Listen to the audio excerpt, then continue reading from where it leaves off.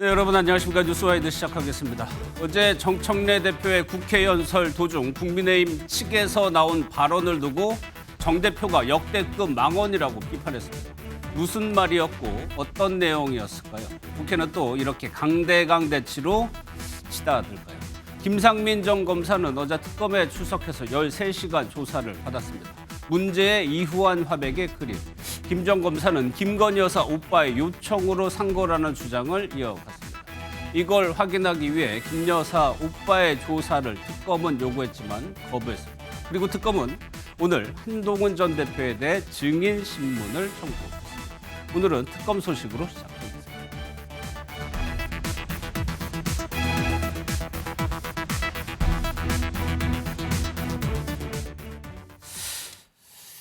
네, 방금 들어온 속보 먼저 좀 전해드리겠습니다. 지금 조지아에 구금되어 있는 한국인 근로자가 한 300여 명 됩니다. 원래는요, 현지 시각 10일, 우리 시간으로 내일 새벽에 출국을 할 것으로 전망이 됐는데요. 지금 외교부에서요, 전세기 10일 출발이 어렵게 됐다는 겁니다. 이유는 미국 측의 사정이고 조속한 출발을 위해 협의를 계속하고 있다고 얘기했습니다. 10일은 현지 시각을 얘기하는 겁니다. 그러니까 원래는 내일 우리 시간으로 내일 새벽쯤에 아틀란타를 떠나지 않을까라고 관측이 됐었는데 지금 외교부에서는 그 출발 시간이 좀 어려워졌다는 얘기입니다. 미국 측 사정은 글쎄요, 아직까지 뭐 나온 내용이 없는데 자진 출국이냐 석방이냐 이를 두고 좀 논란이 있었죠. 이 부분이 정리가 안 된 것인지 아니면은 다른 문제가 있는 건지는 외교부 설명을 조금 더 들어봐야 명확하게 알 수 있을 것 같습니다.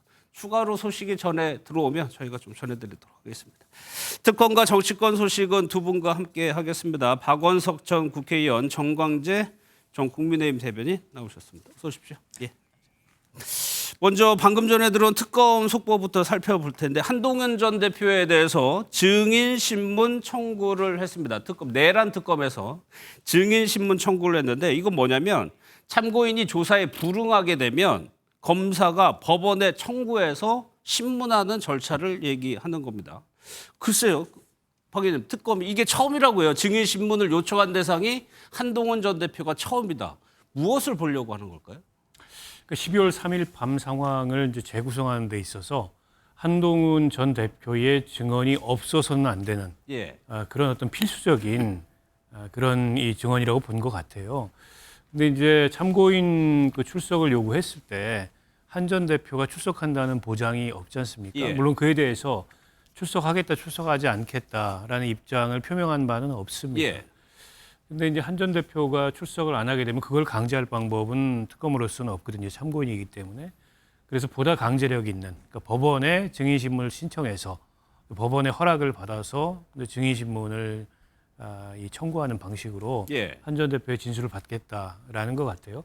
이에 대해서 아직 뭐 한 전 대표 측의 입장은 알려져 있지는 않은데 종래에 참고인 출석을 요구할 거다 이런 그 얘기가 돌았을 때 한동훈 전 대표가 나가지 않을 거라는 관측이 많았습니다. 이미 이제 그 본인의 저서 등에 상세하게 당시 상황을 기술한 데다가 지금 국민의힘 내부 상황으로 봤을 때 전직 대표가 지금 국민의힘과 특검이 갈등을 빚고 있는 상황에서 어쨌든 한 전 대표는 아주 분명하게 계엄에 반대하고 탄핵에 찬성하긴 했지만 지금 시점에 특검에 출석하는 모양새가 당내에는 여러 가지 부정적인 시그널을 줄 수 있다. 이런 의견들이 있었거든요.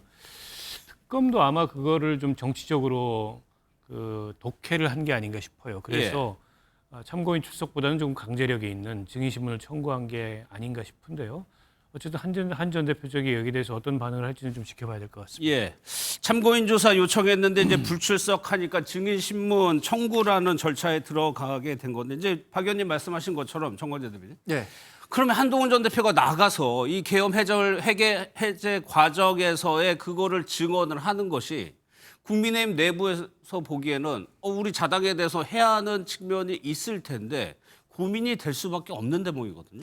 박 의원님 말씀하신 것처럼 지금 우리 당 그러니까 국민의힘에선 특검이라는 것이 탄생할 때도 반대했고 이후 진행되는 특검 조사 과정도 굉장히 거칠게 진행되고 있다. 또 국민의힘에 대한 일종의 정치 보복성으로 진행되고 있다는 인식을 하고 있습니다. 그런데 전직 대표였던 한동훈 전 대표가 특검의 참고인 조사에 응하는 것은 저는 불가능한 일이었다고 봅니다. 불가능한 또 일이었다. 직간접적으로 그런 뜻을 전했죠. 예. 국민이 먼저다라는 책을 쓴 이유도 그때 당시에 어떤 일이 있었는지 일종의 사초를 쓰는 마음으로 해당 분초 단위의 행동들과 말을 적었던 겁니다. 예. 근데 이미 9개월이나 시간이 지났는데 지금 시점에 검찰이든 법원에서 다시 한동훈 전 대표를 상대로 당시 상황을 조사한다고 하더라도 그 책에 적힌 것 이상으로 더 정확한 발언이 나올 수 있을까요? 저는 그럴 수 없다고 봅니다. 개인이 갖고 있는 기억이라는 것은 시간이 지나면서 상실되기 마련이고 예. 오히려 조금씩 왜곡될 수도 있거든요. 그런 측면에서 당시 기록을 가장 정확하게 기록한 그 책자만 보더라도 특검이 원하는 수준의 수사 자료는 충분히 확보할 수 있을 것이라는 생각이 들고요. 그런 측면에서 한동훈 전 대표는 특검에 참고인으로 참석하는 것은 뭐 의미가 없다, 실효적 이익이 없다라고 판단을 했고 또 예. 정치적으로도 본인에게 굉장히 부담이 될 수 있기 때문에 불출석한 것이라고 저는 볼 수밖에 없습니다. 법원이 만약에 강제 구인까지 할 거냐 이건 별개의 문제라고 봅니다. 예. 법원이 그러니까 한동훈 전 대표의 증언이 반드시 필요해서 강제 구인까지 해서 듣겠다라면 법원의 강제 구인 응할 수밖에 없을 수도 있는 상황이 있겠지만 예. 그렇다고 하더라도 법원이 강제 구인까지 해서 한동훈 전 대표의 의견을 들으려고 할까? 이것은 예. 별개의 문제라고 봅니다. 추경호 당시 원내대표에 대해서 압수수색도 하고 조사를 하고 있죠. 저 상황에서 어떤 일을 하는지 한동훈 전 대표에게 꼭 얘기를 들어봐야겠다는 것이 특검의 의지인 것 같습니다. 다음 소식은요. 지금 윤 전 대통령 관련해서 특혜 의혹이 계속적으로 일고 있는데 이번에는 반려견 관련해서 특혜 의혹이 일었습니다. 많이들 아시다시피 윤 전 대통령이 반려견을 상당히 많이 키워왔죠. 영상을 좀 먼저 보겠습니다. 안녕하세요. 채롬이 아빠 그리고 우리 마리 써니 아빠 토리 아빠 윤석열입니다. 네, 저는 아이들의 엄마 김건희입니다. 그건 사실 제가 말씀드려야 되는데 저희는 이제 아이를 가졌다가 아이를 잃게 되고 굉장히 심리적으로 힘들어하셨는데 유기견을 제가 입양을 계속 해왔더니 이제 아빠가 너무 좋아하는 거예요. 그 아이들을 너무 좋아하고 이제 오면은 그 아이들 밥 해줄 생각에 기뻐가지고 잠시 그 고통을 잊으시더라고요. 제기된 의혹의 핵심은 간단히 정리하면 이겁니다. 이제 윤석열 전 대통령이 2월에요. 구치소에 있었는데 강희구 전 실장이 이렇게 사진이나 이런 걸 핸드폰을 보여주면서 반려견들이 잘 지내고 있다는 거를 보여줬다는 겁니다. 이거는 이렇게 보면 문제가 없어 보이지만 문제는 구치소에 휴대전화를 들고 들어가는 것이 규정 위반이라는 점이거든요. 그렇습니다. 그 보안구역이고 보안시설이기 때문에 별도의 허락 없이는 예. 전자통신기기를 소지한 채 그 구치소 내를 출입할 수 없는데 어떻게 저 반입이 가능했을지 일단은 좀 의문이고요. 지금 법무부가 조사한 바에 따르면은 구치소 측 몰래 반입을 했다는 건데 그 점도 잘 이해가 안 됩니다. 보통은 예. 이게 이제 보안시설에는 다 이제 이제 검색대 같은 것들이 있어서 그렇죠. 통신기기 같은 걸 휴대하고 들어갔을 때 그 검색대에서 뭔가 이게 그냥 통과가 안 되거든요. 예. 때문에 그 통신기기 같은 걸 다 맡기고 그리고 검색대를 통과해서 들어가는 게 통상의 그런 시설에 있어서의 절차고 별도의 특별한 허가를 받는다면 모르겠습니다. 허가를 받지 않았다는 거잖아요. 예. 일단은 이게 이제 구치소 측이 과연 어떤 맥락에서 어떤 경위에서 이제 저런 일이 발생했는지를 조금 더 소상하게 예. 조사하고 법무부가 밝혀야 될 것 같고요. 그러니까 윤 전 대통령 주변에서 일어나는 일들을 보면 이 법, 제도, 절차, 원칙 이런 걸 너무 안 지킵니다. 사소한 거라 할지라도 이게 사소한 건 아니거든요. 어쨌든 수감 시설 내에 금지된 사항에 대해서 뭐 과거에 이전에 보면은 접견 시간도 어기고 변호사들이 뭐 밤 12시까지 접견을 했다 이런 얘기도 지금 나오고 그랬죠. 있잖아요. 예. 그래서 큰 것부터 작은 것까지 이렇게 이제 절차와 원칙과 이런 거를 어겼던 그런 이제 흔적이 나오면서 지금 이제 특검 기한 연장, 뭐 수사 범위 확대, 권한 확대 이런 얘기들이 논의가 되잖아요. 야당에서는 이걸 가지고 뭐 정치적인 이제 특검법 개정이다 이렇게 주장을 하지만 국민들 입장에서 이런 걸 보면 특검 기한을 연장하고 권한을 확대하고 수사 범위를 늘려서라도 예. 저런 비정상적인 행위가 있었던 걸 다 밝혀야 되지 않느냐 이런 생각이 안 들 수가 없습니다. 예, 몰래 들어갔다. 뭐 여기 계신 분도 다 휴대전화 가지고 있지만 요즘에 휴대전화 크기가 몰래 들어갈 정도로 그렇게 작지 않거든요. 그러니까 구치소가 허가를 내줬다면 이거는 특혜라고 볼 수 있고 몰래 들어간 거는 규정 위반이라고 볼 수가 있는데 글쎄요, 2월 상황이긴 합니다만 정말 당시에는 글쎄요, 윤 전 대통령 구치소 수감 생활에 일반인들에게 적용된 원칙들이 적용이 안 된 거. 명백한 규정 위반이죠. 이런 일이 불거지면서 서울구치소장이 경질성 보직 해임돼서 교체되기도 했었는데 당시 상황이 아무리 윤석열 전 대통령이 직무가 정지된 현직 대통령 신분이었다고 하더라도 그 서울구치소에서 규정된 그 규정을 어긴다는 것 자체는 특혜로 인식될 수밖에 없는 부분이라고 생각합니다. 저는 처음에 이 문제가 제기됐을 때 혹시 휴대폰이 반입돼서 외부에 있는 인사와 통화 또는 어떤 식으로 업무 지시가 이루어진 것 아닌가라는 생각을 했었는데 오히려 또 의외로 애완동물 그러니까 그 애완견 사진을 보고 동영상을 봤다는 거를 보고 한편으론 외부 인사와 통화하지 않아서 다행이다 이라는 생각도 했습니다. 예. 그런데 이 휴대폰을 반입하게 된 것이 윤석열 전 대통령의 적극적인 지시가 있었는지 그러니까 예. 그 동영상과 사진 좀 찍어와서 나 좀 보여줘라 이런 지시가 있었던 건지 아니면 강의구 전 부속실장이 그냥 모르고 뭐 일부러 갖고 간 건지 이런 것들도 좀 조사가 필요하다고 생각하고요. 예.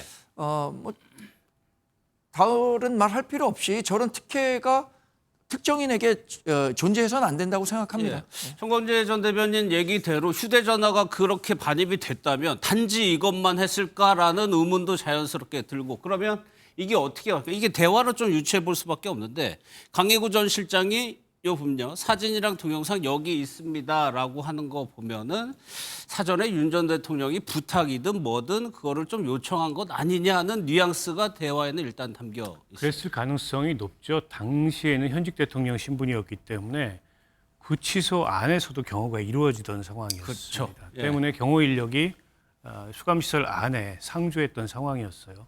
그래서 어떤 식으로든지 윤 대통령의 저런 의중이 전달이 돼서 강희구 실장이 그 휴대전화에 동영상과 사진을 담아와서 보여줬을 가능성이 있고 이게 이제 조사가 완료된 게 아니고 지금 여전히 조사가 진행 중인 상황으로 예. 알고 있는데요. 과연 그 통신기기를 가지고서 저런 동영상이나 사진만 봤을까?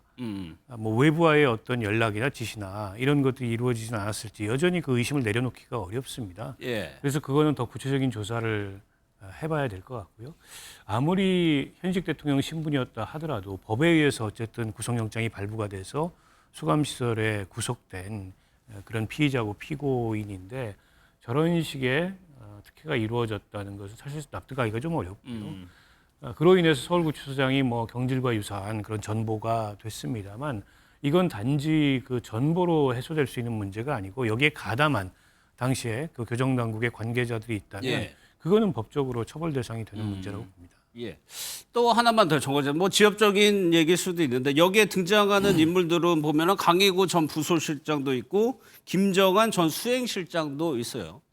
원래 이 반려견 저희가 자료 영상을 보여드리고 있지만 김건희 여사 늘 같이 반려견을 같이 키울 수밖에 없는 건데 김 여사가 등장을 하지 않고 전직 실장들이 등장을 했다. 뭐 현직이어서 그랬을까요? 글쎄 김건희 여사 그 행보 하나하나에 대단히 많은 언론들의 관심이 집중된 시기였습니다. 예.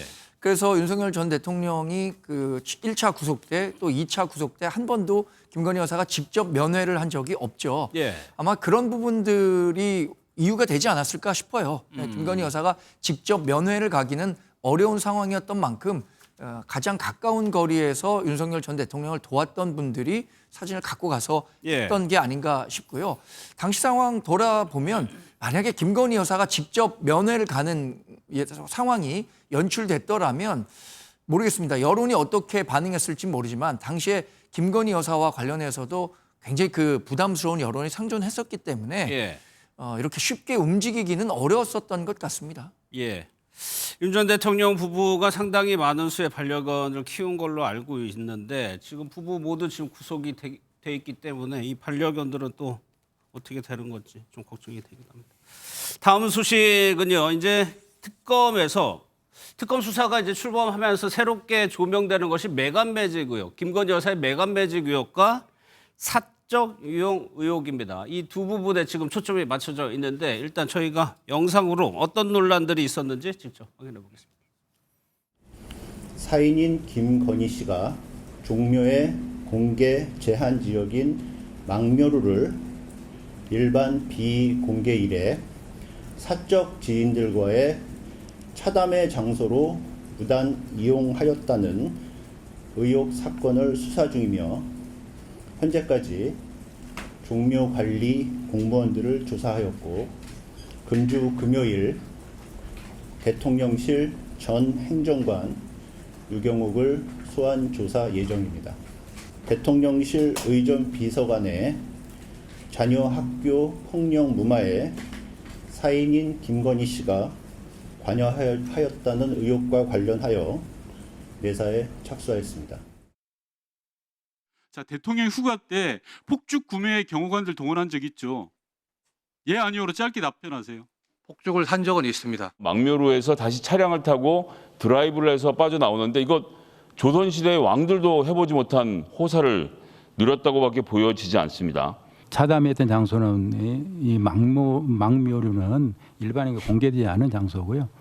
지금 이렇게 동선을 왔다 갔다 했다는 것은 이거 또 아주 심히 우려되는 아주 부적절한 사례입니다. 3학년 여학생이 2학년 후배 여학생을 화장실로 데리고 가서 리코더, 주먹 등으로 머리와 얼굴, 눈, 팔 등을 때려 전치 구주 상해를 입힌 폭행 사건입니다. 만 7살밖에 안 된 어린 학생에게 이 상황이 얼마나 공포스러웠겠습니까? 이 학폭 사건의 가해자의 아버지는 대통령실 김승희 의전 비서관입니다. 남편과 대통령이 함께 있는 사진을 올려놨으니 카톡을 주고받는 학부모들과 선생님까지 아이의 부모가 누군지 충분히 짐작할 수 있지 않았겠습니까? 사적 사용 의혹 저희가 한번 정리를 해봤습니다. 대통령실의 자원을 김건희 여사가 사적으로 유용한 거 아니냐는 의혹을 저희가 쭉 정리를 봤는데 종묘 차담에 저희가 한번 전해들었고 선상 파티 의혹도 있었고요.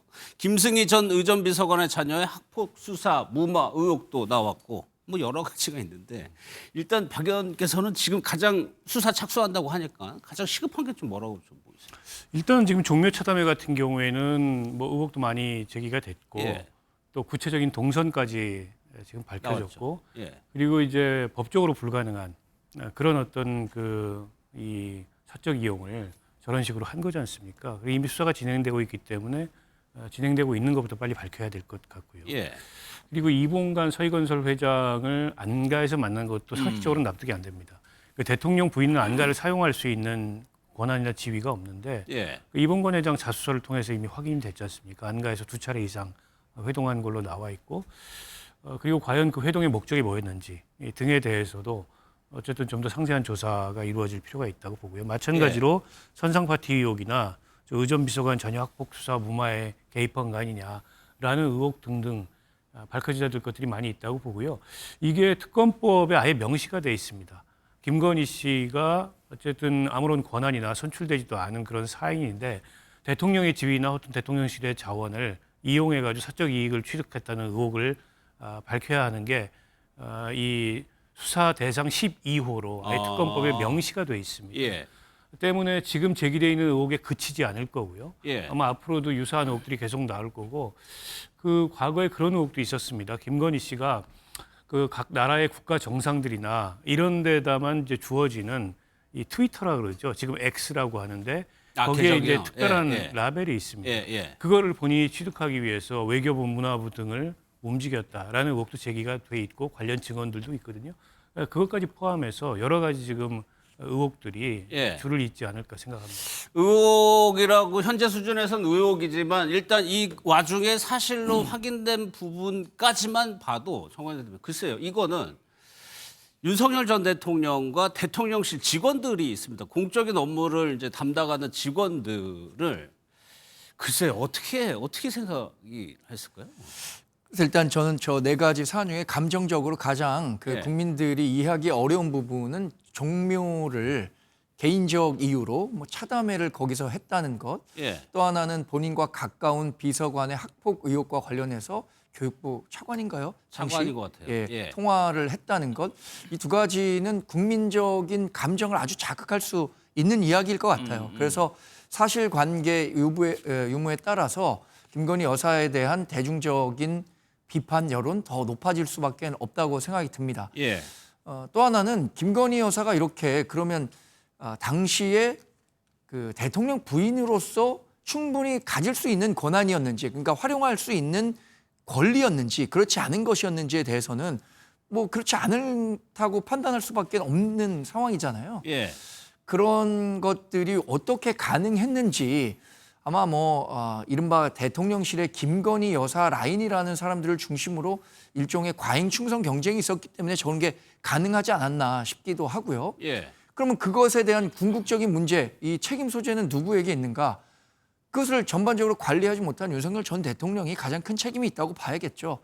우리가 이 가정사를 다루는 데 있어서도 부인의 문제가 남편의 문제로 번질 수밖에 없는 일들이 많잖아요. 예. 그리고 또 김건희 여사가 저런 권한을 갖게 된 것은 대통령의 부인이기 때문에 가능한 것인데 그런 것들을 윤석열 전 대통령이 알고도 제지를 못한 것인지 아니면 몰랐는지 이 부분을 제가 확실히 말씀드릴 수는 없겠습니다만 예. 대중들이 보기에는 남편으로서도 대통령으로서 왜 이런 일이 있었던 것을 알지 못했거나 혹은 묵인했거나 방조했거나 이런 부분들에 대한 비판 여론은 높을 수밖에 없지 않겠습니까? 예. 또 하나가 여기 나머지 것들도 다 공공의 이익에 해할 수 있겠지만 이 사건이요. 만약에 학폭이 있었고 수사를 무마하려고 했다면 이거는 누군가 피해자가 있는 사건이거든요. 그렇죠. 당시에도 저 사건이 굉장히 크게 논란이 예. 됐습니다. 초등학생 3학년, 2학년 사이에 있었던 학교 폭력인데 전치 구주가 나왔어요. 그리고 아이들끼리 그냥 몸싸움을 한 정도가 아니고 무슨 뭐 리코더 같은 걸로 예. 폭행을 행사해서 그런 일이 벌어졌는데 전학도 안 가고 그냥 학급만 바꾸는 이제 그런 정도 조치가 이루어졌단 말이죠. 결국에는 대통령실 의전비서관이라는 그런 지위에 따른 어떤 외압이 아니고서 예. 그런 일이 발생하느냐. 요즘에 작은 학폭 문제만 발생을 해도 그럼요. 가해 학생이 전학 예. 가게 되는 경우들이 굉장히 많고 이렇게 넘어갈 수가 없거든요. 전치 구주가 나왔는데. 그래서 여기에는 분명히 어떤 그 외압이 작용한 것으로 보이고 거기에 김건희 씨의 역할이 있었는지 예. 이 부분을 이제 특검이 지금 들여다보고 있는 게 아닌가 싶습니다. 예. 당시에도 이게 국민 정서를 굉장히 크게 건드렸던 그런 논란이었고 뭐 지금도 여전히 저는 마찬가지라고 보고요. 그래서 김건희 씨가 이렇게 비정상적으로 대통령실의 지위 혹은 대통령실의 자원을 이용해서 어떤 사적인 이익을 추구하거나 예. 사적인 목적을 실현하는 것을 그렇다면 무엇으로 처벌을 할 수 있는가? 김건희 씨는 뭐 공무원은 아니잖아요. 때문에 이게 이제 직권남용 권리행사 방해가 바로 적용되는 게 아니고 직권남용 권리행사 방해의 공범이 될 가능성이 높거든요. 결국에 그러면 정법은 윤석열 전 대통령이 되는데 이제 그렇게 법률 적용을 할 수 있는지에 대한 검토를 예. 아마 특검이 깊이 있게 좀 해야 될 거고 뭐 위기에 의한 공무집행방해 얘기도 나옵니다. 그거는 뭐 일정하게 가능성도 있다고 보는데 그래서 관건은 이게 이제 의혹 수준에서 혹은 뭐 사실 확인 수준에서 그냥 뭐 이 논란이 되다가 멈추는 게 아니고 그래서 어떤 법을 어떻게 적용해서 이걸 어떻게 처벌하고 단죄할 거냐 여기까지 아마 특검이 좀 깊이 고심해야 되지 않을까 싶습니다. 예. 또 하나가 특검이 이런 얘기를 할 때마다 김건희 여사를 사인이라고 칭을 합니다. 사인인 김건희 씨가 권한이 부여되지도 않은 사인이 이런 식의 표현을 하는 것이 정광재 대변인. 이게 예. 김건희 여사가 특검에 출석해서 공개적으로 한 말. 예. 아무것도 아닌 사람을 오히려 역이용하고 있다는 생각도 들거든요. 글쎄 이게 법적인 책임을 다투는 과정에서 권한이 없으면 책임도 물을 수 없다라는 예. 얘기가 있다고 해요. 그러니까 김건희 여사가 특검 출석할 때 처음 했던 얘기가 아무것도 아닌 사람이 이렇게 심려를 끼쳐드려서 죄송하다라고 얘기를 했잖아요. 아무것도 아닌 사람이라는 것을 강조할 때는 본인에게 어떠한 공적인 지위나 권한이 없었다. 그렇기 예. 때문에 지금 제기되는 문제들에 대해서 본인의 법적 책임을 물을 수 없다라는 점을 강조하기 위했던 것이라고 봅니다. 아마 수많은 변호인들이 그런 그 조언을 했을 것이라고 생각하는데 거꾸로 검찰은 이런 그 아무것도 권한이 없는 사람, 개인적 사인이 그런 권한을 이용했기 때문에 책임을 더 물을 수 있다라는 그 책임론을 제기하고 있는 것이죠. 그래서 저는 김건희 여사 측에서 제기하고 있는 법적인 근거들이 과연 특검이 제기하고 있는 그 책임 소재 이런 것을 충분히 방어할 수 있을까? 뭐 제가 뭐 변호사는 아니니까 예. 그 재판 결과를 예단할 수는 없겠지만 상당히 어려운 상황에 있는 건 사실이겠죠. 그리고 실제 있어서는 안 되는 일이라고 생각합니다. 우리가 왕정 시대를 살고 있는 것이 아니잖아요. 대통령을 뽑았을 때 그 가족은 5년간 공적 권한을 갖지만 그것을 남용하면 분명히 법적 처벌을 묻을 수밖에 없는 예. 거거든요. 그런 측면에서 이런 것들이 켜켜이 누적되면서 결국에는 이런 상황까지 온 게 아닌가 두고두고 아쉬운 대목이 많이 있죠. 알겠습니다. 정치권 소식도 살펴볼 텐데 오늘 민주당 최고위원회의에서 이색적인 장면이 연출이 됐습니다. 정청래 대표가 공개 수배에 나섰는데 어떤 얘기인지 영상 한번 보겠습니다. 어제 제 연설 중에 역대급 망언이 있었습니다. 진짜 귀를 의심했습니다. 제 연설이 마음에 들지 않는 것은 알겠는데 소리 지르고 항의하는 건 알겠는데 어찌 이런 말을 할 수 있습니까? 영상 한번 보시죠. 노상원 수첩이 현실로 성공했더라면 이재명 대통령도 저 정청래도 이 세상 사람이 아니었을 것입니다. 아니 제발 그래 됐으면 좋았을 텐데. 저 목소리의 주인공이 저는 낯익습니다. 묻습니다. 당신은 누구입니까? 제2의 노상원입니까? 이 목소리의 주인공을 찾습니다. 자수하고 사과하시기 바랍니다. 이 내용입니다. 이제 연설하면서 노상원 수첩이 현실로 성공했다면 내가 이 세상 사람이 아니었을 것이다. 이 대목에서 저쪽에서요. 아 제발 그렇게 됐으면 좋았을 거리라는 말이 들린다는 거예요. 아 좀 목소리가 귀에 있다라고 얘기했는데 정청래 대표 알지 않았을까요? 아니 지금 그 본회의 장면을 촬영한 다른 유튜버에 의해서 예. 송원석 국민의힘 원내대표인 것으로 확인이 됐습니다. 예. 저거는 저는 선을 넘는 극언이라고 생각합니다. 국회 본회의장이나 혹은 이제 국회 여러 장소에서 여야 간에 충돌이 일어나고 그 예. 과정에서 뭐 고성이 발생하기도 하고 서로 항의도 하고 야유도 하고 그런데 저희 얘기는 노상원 수첩에 적힌 메모가 뭡니까? 당시에 그 정치인 등등을 체포해가지고 폐군함에 실어서 수거 명단 뭐 연평도로 예. 데려가서 그 과정에 뭐 어떻게 한다 이런 거잖아요. 근데 그 노상원 수첩을 얘기하면서 이재명 대통령도 나도 이 세상 사람이 아니었을 것이다 이렇게 얘기를 하는데 그렇게 됐으면 좋았을 걸. 그거는 그때 죽었으면 좋았을 걸 이런 얘기잖아요. 혹은 그때 죽지 않은 게 아쉽다.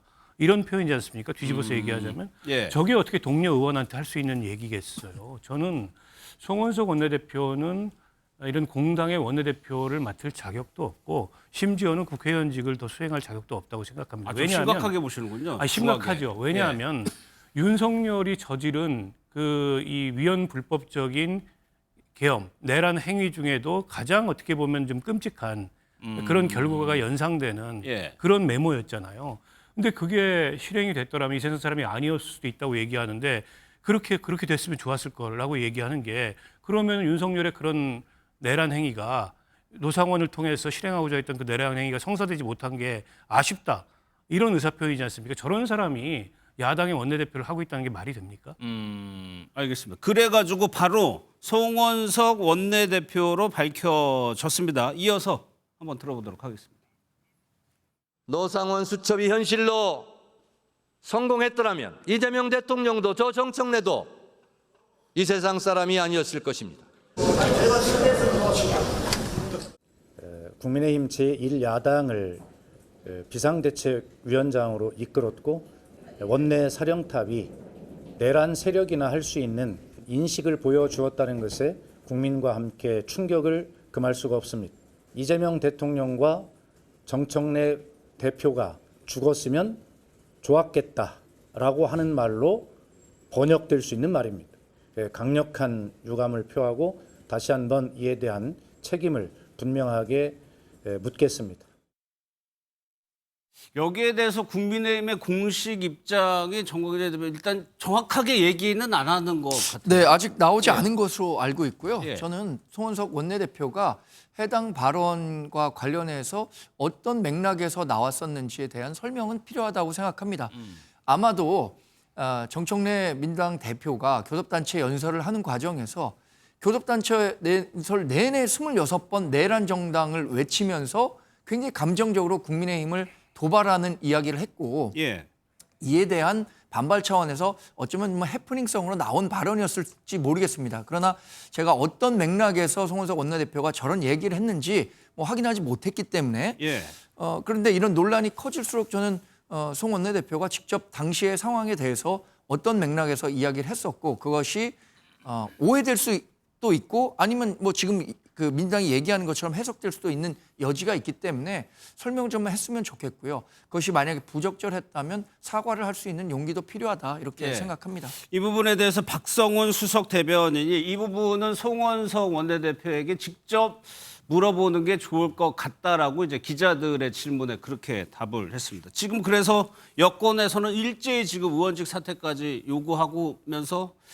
공세 좀 나서는 모습이거든요. 아니 그럴 수밖에 없죠. 동료 의원을 향해서 당시에 그런 어떤 계엄군의 위헌 불법적인 내란 행위에 의해서 죽었으면 좋았겠다라고 얘기하는 게 그게 있을 수가 있는 일입니까?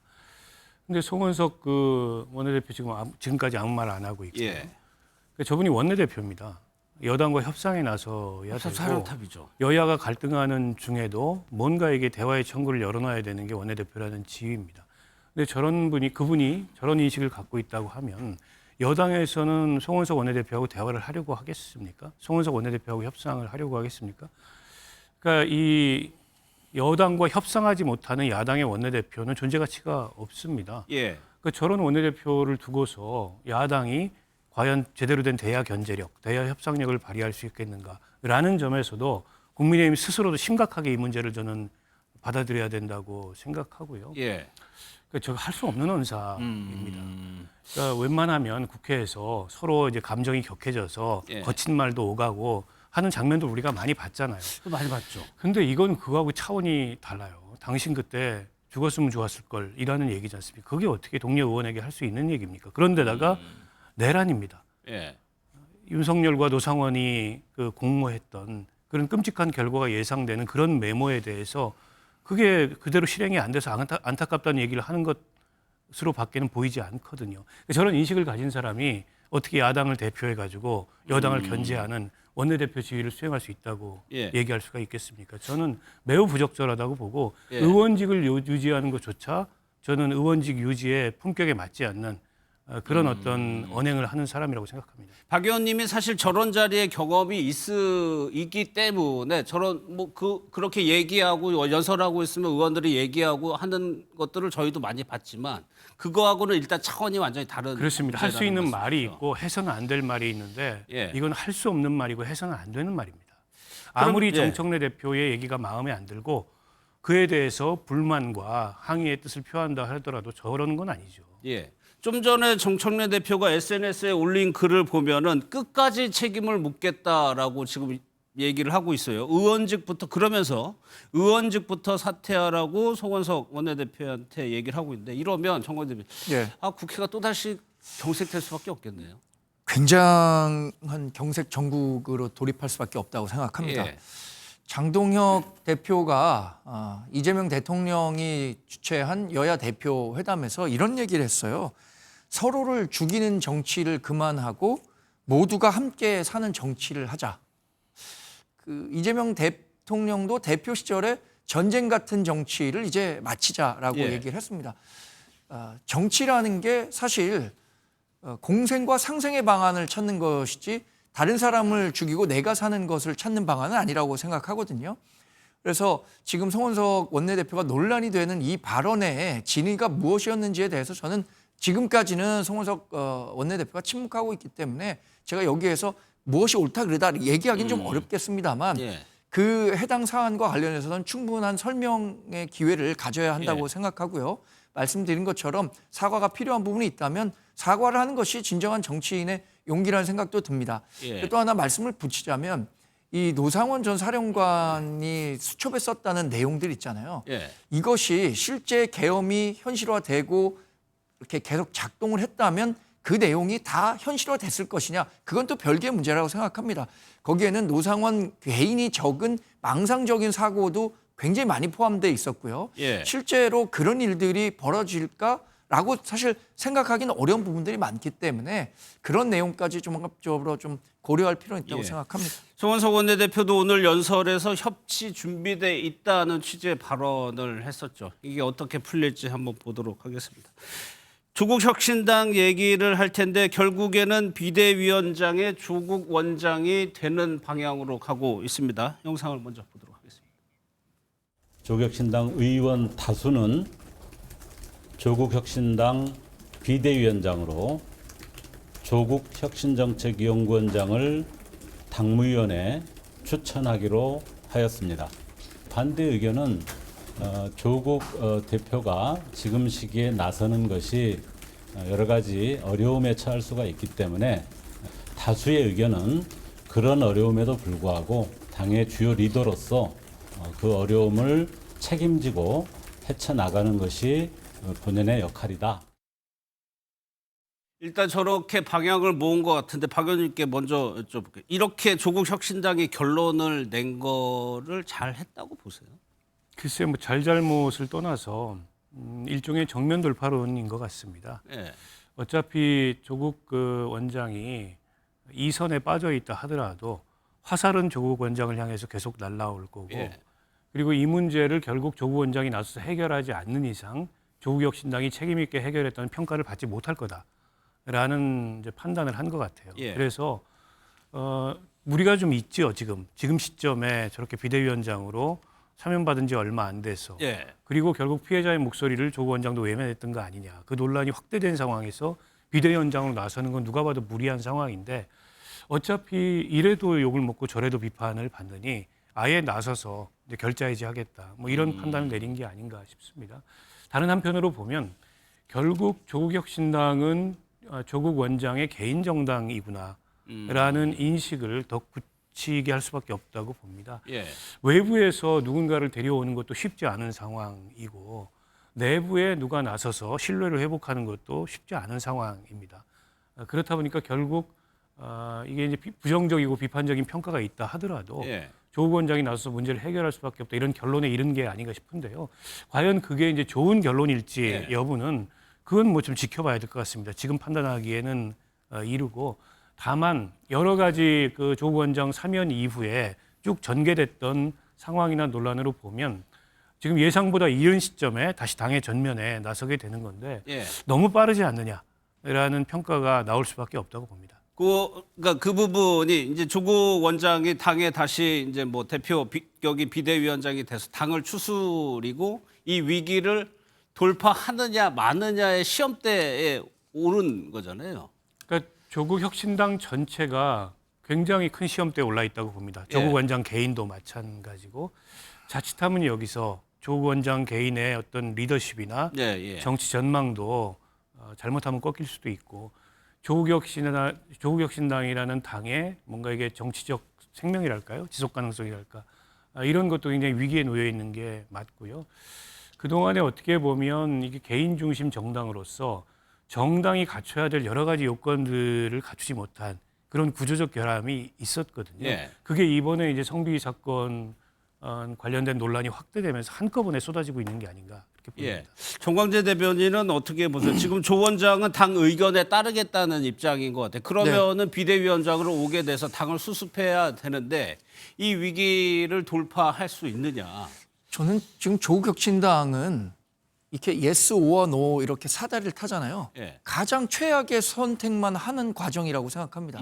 지금 조국 혁신당을 다시 조국 전 대표가 비대위원장을 맡아서 이 사안을 해결하겠다라고 하는 것 자체가 굉장히 피해자로서는 피해자 변호인이 얘기했던 거에 폭력적이다라고 생각할 정도로 무책임한 정치적 결정이라고 생각합니다.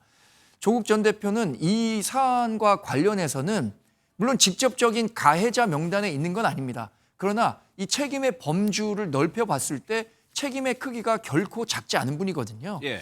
강미정 전 대변인이 왜 눈물내 기자회견을 했던 건가요?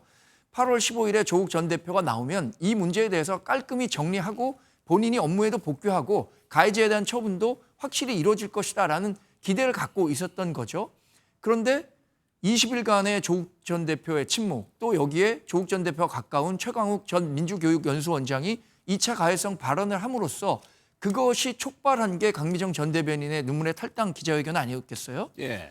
그런데 이 문제에 이렇게 큰 책임이 있는 사람이 다시 이 문제를 해결하려고 할 때 피해자가 느끼는 감정은 굉장히 다를 것이라고 생각하거든요. 우리 사회에서 성범죄를 다루는 데 있어서 가장 그 분명한 원칙으로 작용하고 있는 것은 피해자 중심주의입니다. 그렇죠. 피해자가 이것을 어떻게 받아들이냐의 문제일 텐데 지금 피해자 측에서는 조국 전 대표가 비대위원장을 맡는 것에 대해서 상당한 불쾌감, 심리적인 불안감을 토로하고 있는데 이것을 조국 전 대표가 와서 다시 풀어보겠다라고 하는 것은 저는 잘못된 정치적 선택이라고 보고 앞으로 조국 전 대표가 정치를 하는 과정에서도 굉장히 큰 오점이 될 수도 있다 이렇게 판단하고 있습니다. 다음은요. 이번에 여야 전당대회를 통해서 유튜브의 영향력이 확인이 됐죠. 여야 모두 조금 논란이 되는 부분이 있는 것 같습니다. 먼저 여당 쪽 얘기부터 좀 해보도록 하겠습니다. 또 민주당이 전국적으로 총선 승리를 할 수 있는. 자, 여기까지 듣겠습니다. 감사합니다. 자, 차렷 경례 한번 해주세요. 차렷 경례. 차렷 바쁘실 텐데 나오셔서 감사하고 네. 조만간 또 오시겠습니다. 그리고 너무 자주 부르지 마세요. 내 개인이 아닙니다, 제가. 그리고 이제 막 전화를 함부로 하고 그러지 마세요. 절차를 거쳐서 하세요. 비서실장 통해서. 자, 연락 안 하겠습니다. 필요하면 제가 하겠습니다. 이런 상황에서 민주당 내부에서 반발이 나왔습니다. 곽상원 의원이 이렇게 얘기를 했습니다. 유튜브 권력자들에게 머리 조아리면서 정치할 생각이 없다. 여기에 대해서 또 민주당 내에서 강한 비판이 일어나고 있고요. 이 현상에 대해서 박 의원님 어떻게 생각하세요? 글쎄, 그동안에 충분히 우려할 만한 상황이었다고 보고요. 이제는 어떤 임계점에 달한 게 아닌가 싶습니다. 특히 이번에 이제 양당의 전당대회를 보면 김어준 씨도 그렇고 전한길 씨도 그렇고 이제 이런 분의 영향력이 웬만한 이제 중진 의원들이나 당내 인사들보다 훨씬 더 크다는 게 증명이 됐잖아요. 근데 이제 저분들의 문제는 책임을 지지 않는다는 겁니다. 왜냐하면 공적 지위를 갖고 있지 않기 때문에 검증의 대상도 되지 않고 평가의 대상도 되지 않고 심지어 책임도 지지 않는다. 근데 저렇게 당에 책임 있는 지위를 맡고 있지 않으면서 지대한 영향력을 행사하고 당의 의사결정을 좌우하게 되고 그게 어떻게 보면은 뭐랄까요 확증 편향에 기초한 진영 정치 이거를 확대하고 재생산하는 이 문제가 어제 오늘의 문제는 아닙니다만 이제는 그냥 방치할 수 없는 상황에 온 게 아닌가 그런 면에서 저는 곽상원 의원 같은 문제 제기가 충분히 의미가 있다고 보고요. 결국 이제 국민들과 정치를 매개하는 매개 기능이 제대로 작동하지 않기 때문에 정당이든 시민사회든 언론이든 그런 것들이 작동하지 않기 때문에 저게 이제 유튜브의 확증 편향을 통해서 좀 왜곡이 굉장히 크게 되고 있다고 보고요. 그러다 보니까 이제 적대적인 그런 이제 증오의 정치 같은 게 각 진영 각자가 이렇게 확산되고 상승하면서 서로가 서로를 또 자극하고 부추기는 이런 모습으로 나타나는 게 아닌가 싶은데요.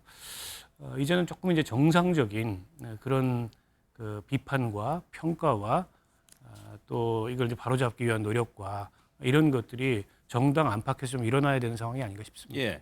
근데 저 문제 이제 곽상원 의원이 얘기하는 것이 정치인이 그 유튜브에 편승하는 것이냐 아니면 그 유튜브 자체 이제 구독자라고 하죠. 100만, 200만이 넘어가는 그런 어떻게 보면 유권자라고 볼 수가 있는데 그분들에게 접근하는 게 무엇이 나쁘냐라는 또 반론도 있을 수 있고요. 정관재 대변인 어떻게 생각하세요? 이제 유튜브는 현실이죠. 정치권에서 전혀 무시할 수 있는 대상이 되지 않고 더 나아가서 유튜브를 어떻게 잘 활용하느냐에 따라서 정말 당 대표도 될 수 있는 시대잖아요.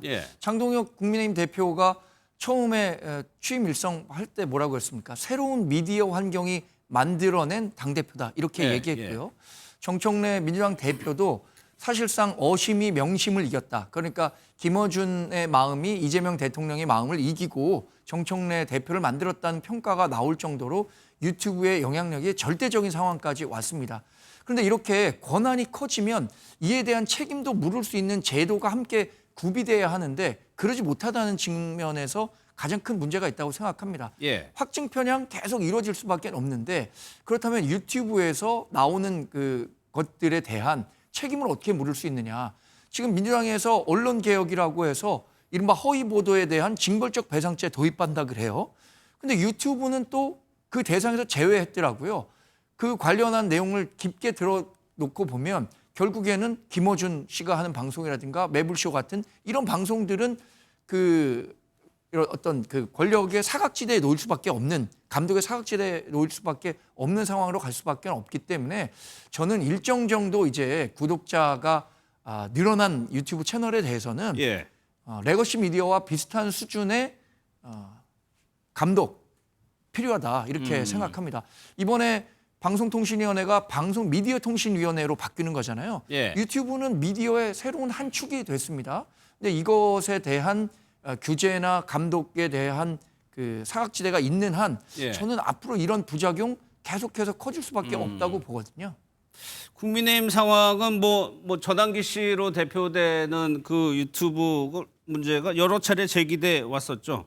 국민의힘 영상도 좀 한번 보도록 하겠습니다. 고맙습니다. 이번에는 김민수 후보의 마무리 인사 말씀입니다. 전환길 그 강사 같은 경우는요, 대표 같은 경우는 지금 12월 3일 이후에 보수정당 국민의힘이 굉장히 어려웠을 때 혜성같이 나타났고 뭐 여러 집회에서 전환길 씨가 오시고 하면 우리 국회의원들이 가가지고 뭐 90도 폴더 인사하고 하는 걸 제가 좀 봤는데 제가 그때 이제 30대 국회의원들한테 그런 표현을 봐요. 굉장히 기괴하다. 보수 정당이 건강해지려면 그런 분들부터 끊어내야 된다 생각이 듭니다. 이 김용태 의원의 얘기로는 전환기 씨가 오면 중진 의원들이 가가지고 폴더 인사라고 하죠. 이제 허리를 많이 숙이는 인사를 폴더 인사하는 걸 보고 귀괴했고 자존심이 많이 상했다라고 얘기를 하고 있어요. 그러면 국민의힘 사실 전환기 씨 유튜브 시작하면서 뭐 판세를 뒤흔들 정도의 영향력을 발휘하고 이후에 전환기 씨 뭐 어떻게 하느냐도 한참 동안 논란이 많았었거든요. 그렇죠. 근데 이제 전환길 씨가 이번 전당대회에 신스틸러가 돼서 그런 영향력을 발휘할 수 있었던 배경은 결국 전환길 씨로 대표되는 강성 지지층의 표의 결집을 활용하고 싶은 중진 정치인들의 욕망이 있는 거 아니겠습니까? 결국 그분들이 전환길 씨한테 자리를 깔아준 거예요. 그리고 전환길 씨를 통해서 그 지지층을 결집해서 전당대회에 임하려고 했던 거고, 물론 이제 장동혁 대표가 당대표가 됐기 때문에 그게 이제 성과가 있었다 이렇게 평가할지는 모르겠습니다. 근데 그런 평가가 이제 당의 주가 된다면 앞으로도 계속 그런 현상이 반복될 가능성이 높고, 그건 지금 이제 나타나고 있는 문제점을 더 어떻게 보면 좀 악화시킬 가능성이 있거든요. 마찬가지입니다. 민주당 쪽에서도 결국 뭐 김어준 씨하고 가깝다고 그동안에 평가돼 왔던 그런 이제 정청래 대표가 이재명 대통령이 지지하는 것으로 보이는 박찬대 후보를 꺾고 압도적으로 승리를 했지 않습니까? 거기서 그 위력이 드러났는데 다수의 구독자를 갖고 있고 그 구독자들을 통한 여론 영향력이 크다 그래서 그게 옳거나 대표성이 있는 건 아니거든요. 내지는 그게 성역이 되거나 비판의 금기가 돼서는 안 됩니다. 그에 대해서도 비판할 수 있어야 되고 또 그에 대해서 지적할 수 있어야 되고, 특히 정치인들은 그런 유튜브 정치를 통한 일종의 이제 확증 편향으로부터 절제와 균형을 갖추기 위한 노력을 해야 돼요. 그렇지 않으면 아까 송원석 원내대표처럼 본회의에서 그런 입에 담을 수 없는 얘기를 하게 되는 겁니다. 파시스트들이나 할 수 있는 얘기예요. 그리고 얼마 전에 최강욱 전 의원이 이 찍들을 한날 한시에다 묻어버리면 민주주의가 도약할 텐데 이런 얘기를 했잖아요. 민주주의자가 할 수 있는 얘기가 아닙니다. 그러나 그런 얘기를 유튜브에서 쏟아내면 그 확증 편향 알고리즘에 의해서 지지층의 선호를 받고 박수를 받고 각광을 받는 이 구조를 저는 바꾸지 않으면 우리 정치가 좋아지지 않는다고 보고, 그 책임은 누구보다 정치인들한테 있다. 거기에 편승하면 안 된다고 생각하고 그런 발언은 경계해야 되고 비판해야 됩니다. 그럼 정광재 대표 현실 뭐 정치를 해본 경험으로서 이게 상당한 유혹일 수 있죠. 구독자가 이렇게 많은 그것도 자기 자당의 지지자들이 이렇게 많은 유튜브에 출연 요청이 온다면 상당히 유혹이 될 수도 있을 것 같은데 박 의원님 같은 생각도 가지고 있을 테고. 당연하죠. 저도 처음에 정치를 했을 때 이런 종편 방송 예. 나오기 어려울 때는 유튜브 방송 많이 나갔습니다. 그리고 당내 경선을 하는 데 있어서는 특히 우리 당 지지자들이 많이 보는 보수 유튜버에 나가서 그분들의 마음 사는 게 굉장히 중요하죠. 예. 그러나 실제 그 선거를 정당 대 정당도 치를 때는 그 영향력은 좀 줄어들 수는 있지만 당내 경선 과정에서는 절대적인 영향력을 가질 수 있기 때문에 무시할 수가 없는 것이고 그래서 각 당의 대표라든가 강경 정치인들이 앞다퉈 이 각 진영의 대표적인 유튜브 채널에 나갈 수밖에 없다고 생각합니다. 저는 이런 상황이 앞으로 가만히 놔두면 그대로 지속될 수밖에 없어요. 이것에 대해서 아까 말씀드린 것처럼 유튜브도 대형 유튜버가 됐을 때는 이제 그 권한에 맞는 권력에 맞는 책임을 지울 수 있는 제도적 장치가 마련돼야 된다라고 생각하고 있습니다. 그것이 언론 자유나 뭐 유튜브의 표현의 자유 이것을 억압하는 것이 아니라 그 표현의 자유가 남용됨으로써 발생할 수 있는 사회적 불이익을 줄일 수 있는 방법이라고 생각하기 때문에 저는 대형 유튜버에 대해서는 어떤 식으로든 규제의 틀 안에 들어 넣는 것이 중요하다고 생각합니다. 박 의원님께 마지막으로 하나만 여쭤볼게요. 뭐 언론도 뭐 어떤 식으로든 그 의견을 낼 수 있죠. 그러면은 정치인들 입장에서는 이렇게 얘기하면은 무시할 수가 없게 되죠. 그러면은 정책이나 인선이나 이런 것들에 영향을 미칠 가능성도 있거든요. 물론 이제 유튜브 정치의 단점만 있는 건 아닙니다.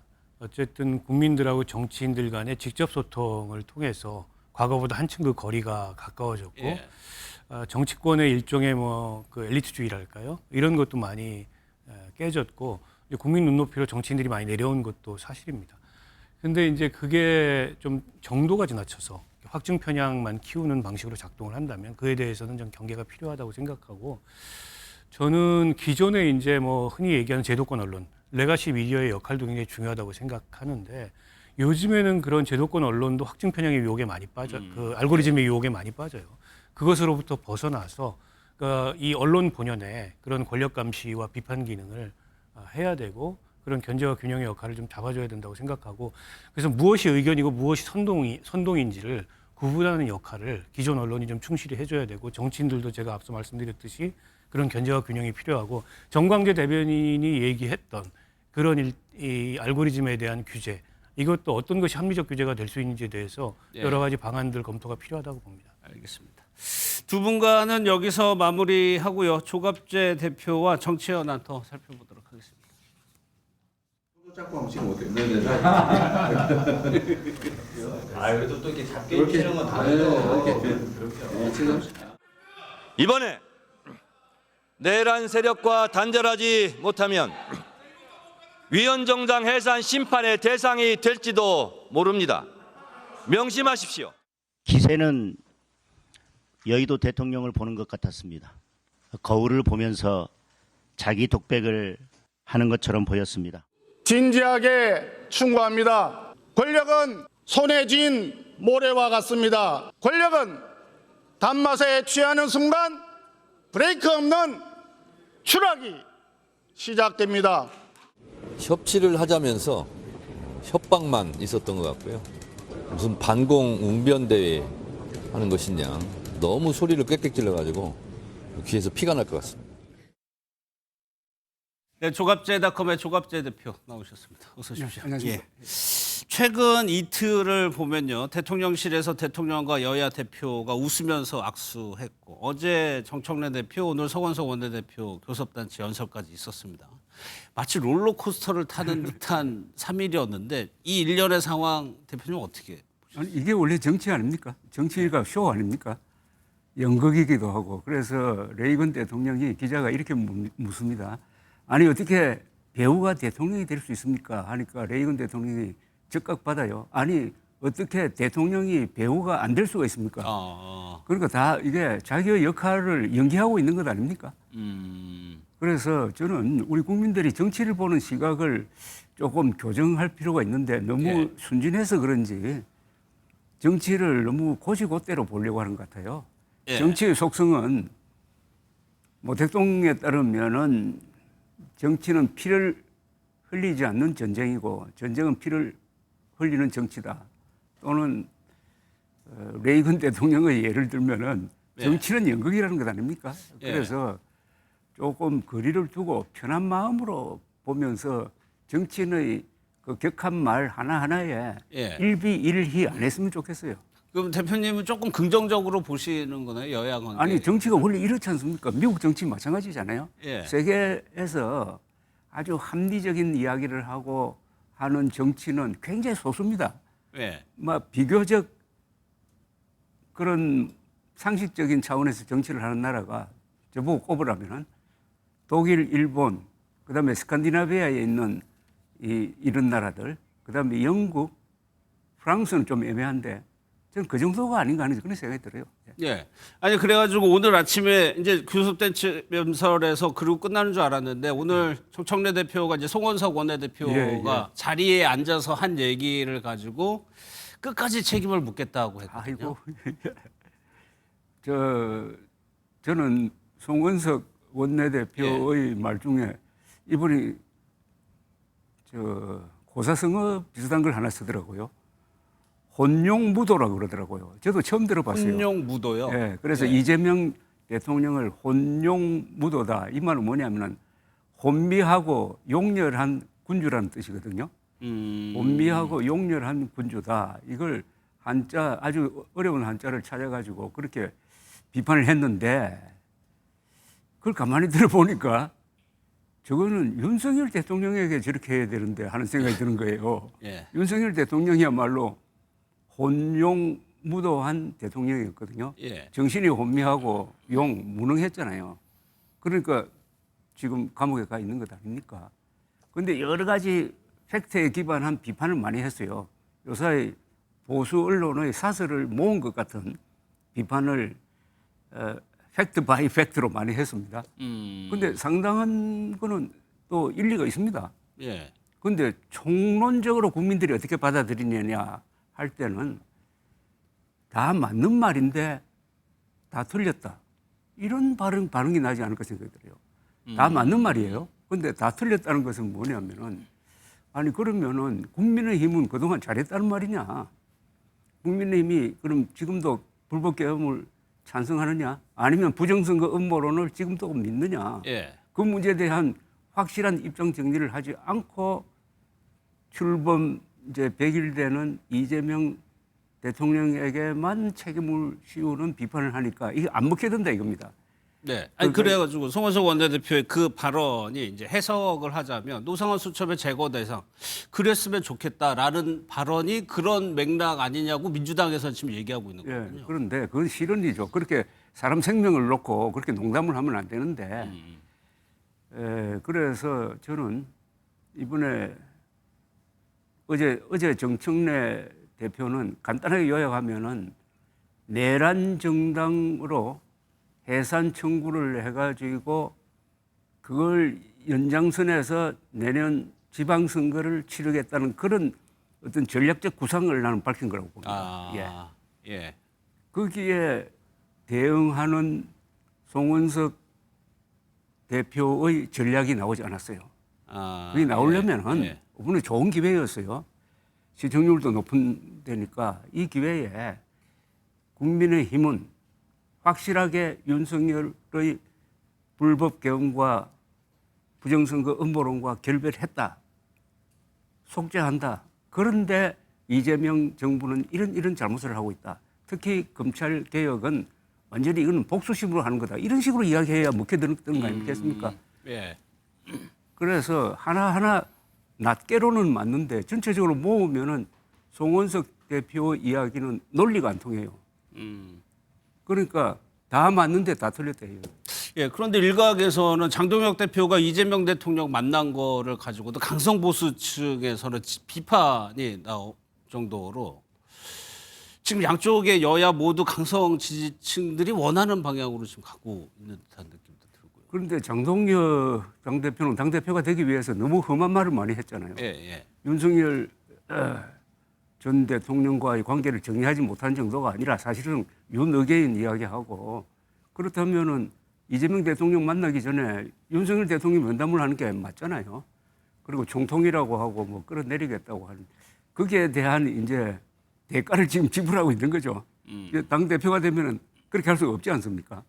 그래서 아마 앞으로도 계속 그 강성 지지층과의 갈등이 유지될 것이고 특히 양당 모두가 지금 내년 6월 지방선거를 향해서 나아가고 있지 않습니까?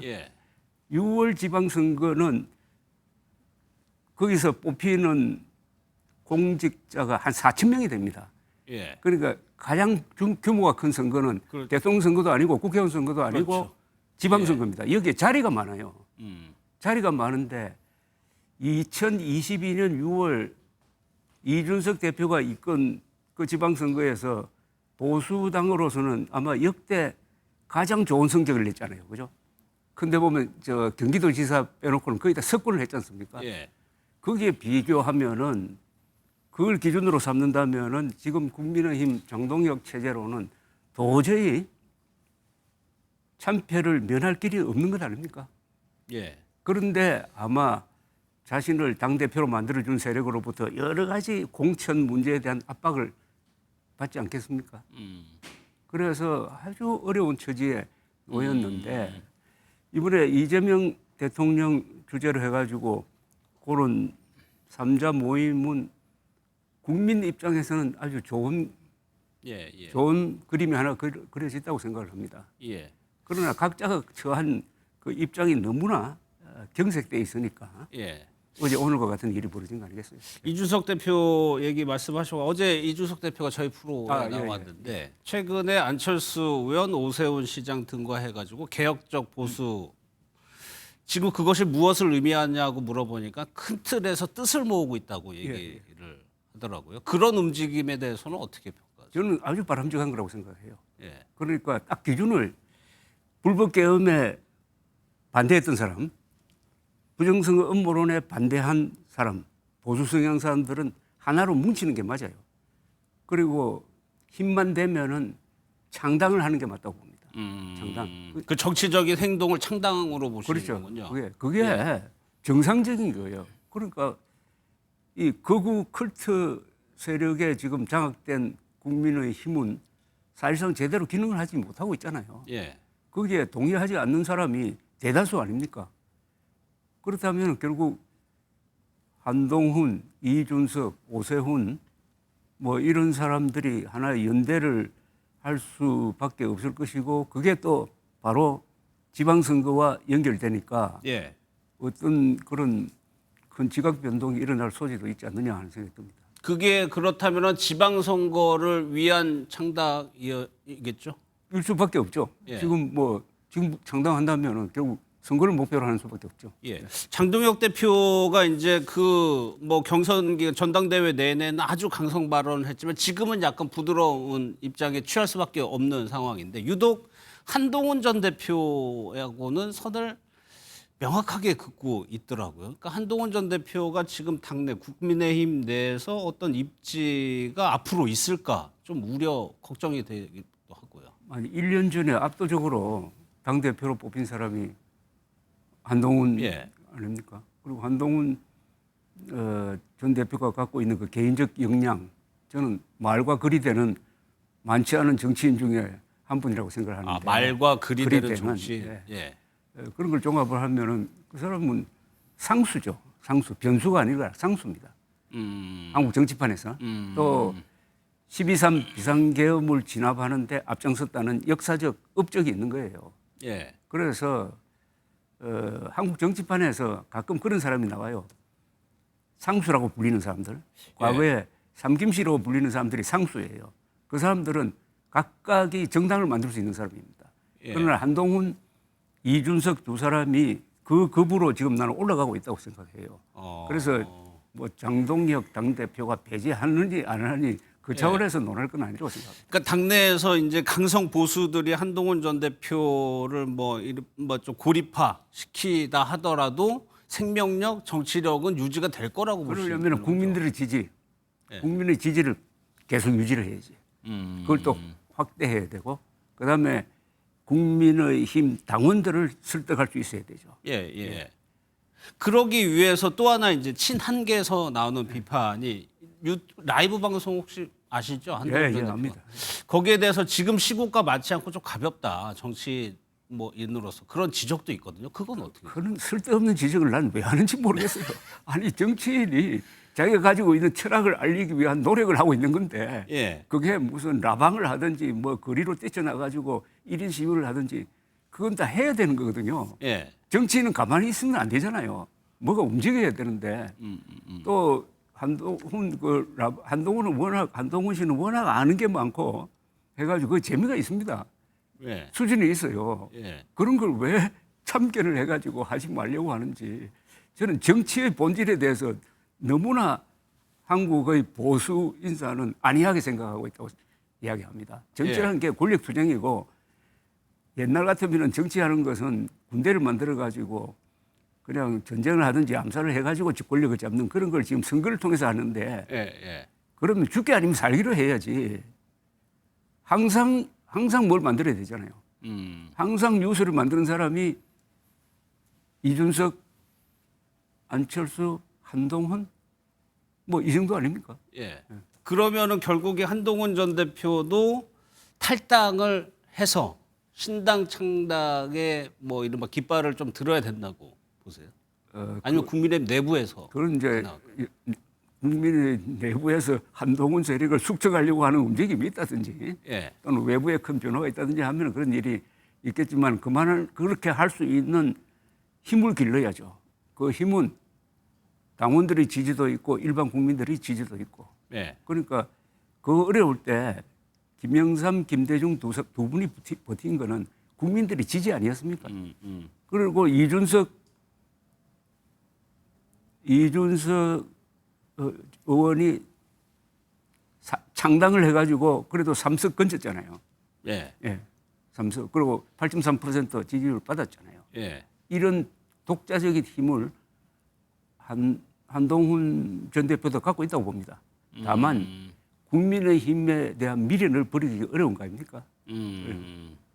그러니까 지금은 아마 준비 운동을 하고 있는 것 아닌가 하는 생각이 들고 그러려면 체력을 길러야 되고 그 체력은 정치인의 체력은 국민 지지로부터 나온 거 아닙니까? 최근 들어가지고 이제 특검에서 나오는 뉴스들을 보면 유독 그 사적 저희가 앞서도 다했지만 사적 유용 의혹이라든가 매감 매직 이런 의혹이 나오고 있어요. 그러니까 김건희 여사가 영부인의 입장에서 대통령실이라든가 이런 걸 사적으로 유용한 의혹들인데 글쎄요, 그 대통령이란 자리, 영부인이란 자리에 대해서 고민이 부족했던 거고요. 이거는 왜 이런 일이 벌어졌다고 보세요?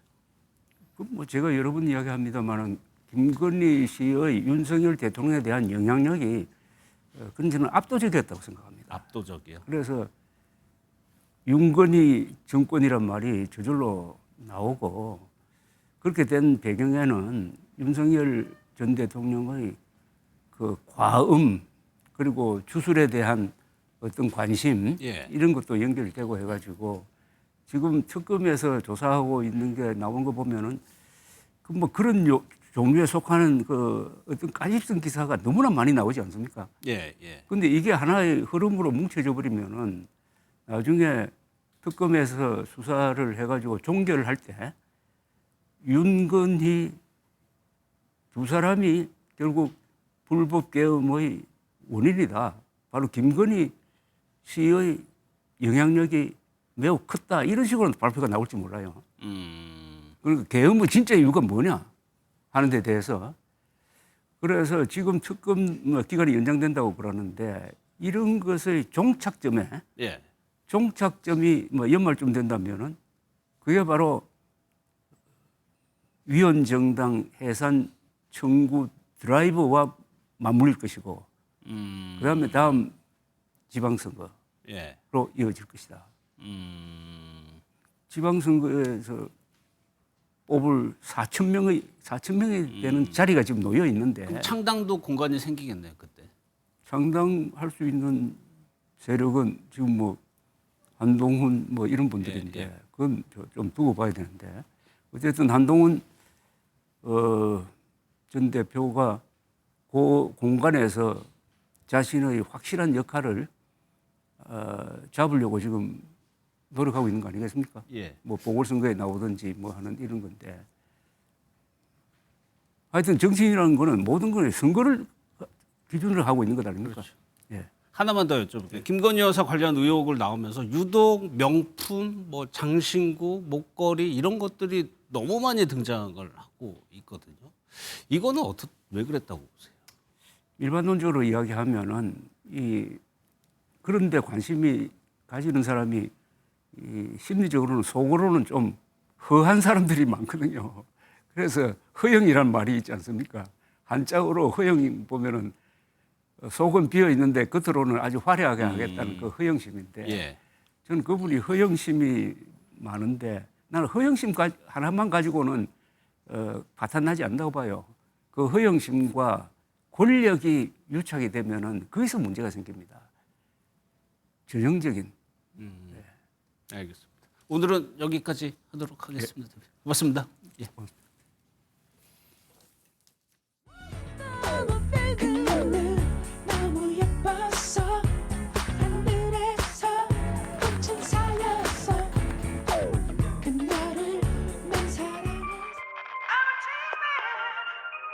유행하는 대중음악이나 대중문화에 뒤처지지 않고 오히려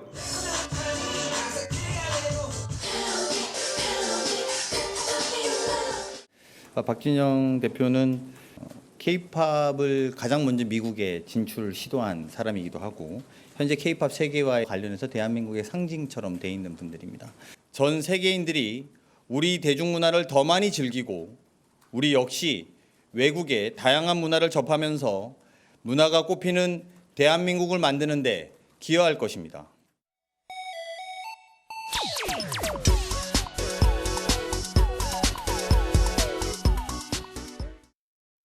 네, 세 분과 이어가겠습니다. 김유진 아나운서, 양지민 변호사, 서정빈 변호사 나오셨습니다. 어서 오십시오. 안녕하세요. 저희가 영상으로 미리 보여드렸는데 박진영 씨가 대중문화교류위원장에 임명이 됐는데 이 자리가 거의 장관급이라면서요? 맞습니다. 가수로 데뷔해서 수많은 K-팝 스타들을 배출해낸 박진영 씨가 대통령 직속 기구죠.